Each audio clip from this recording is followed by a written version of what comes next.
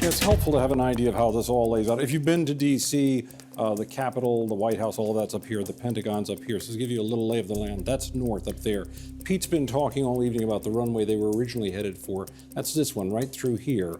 They did not go that way. They diverted off to come in on this one over here, which is a different runway. That's the direction they were coming in from to land at this very busy airport. If you look at Flight Radar 24, you can also see the tracking on this plane of where it was coming in over this way. We've had witnesses over here talk about seeing the plane and seeing it turn so they could see the whole belly of the plane at one point. We have witnesses up here who've told us on air about seeing the accident. So this is the area we're talking about. The river is not terribly wide here.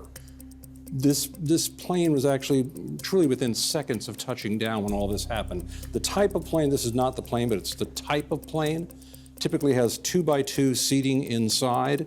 This is a configuration. When it comes into land, it's going to be at maybe 150 miles an hour, to put it in road terms. Pete can check on that for us. I'm sure he probably knows right off the top. The Black Hawk helicopter we're talking about, also capable of speeds like that and more. We have no idea though, because a helicopter can also be moving quite slowly.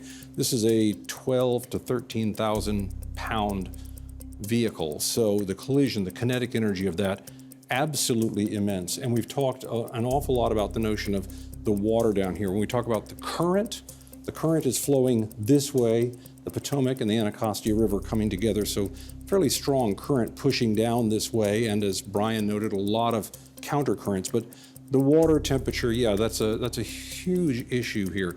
The Coast Guard would put survival, we talk about your ability to do anything, swimming or anything like that, that's usually limited to 10, 15 minutes before your muscles, your brain really struggles to function well in that kind of cold.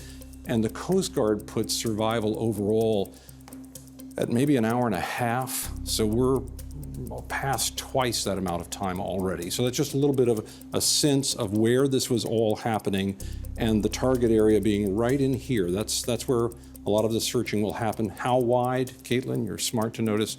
It could be very tight. It could be considerably wider.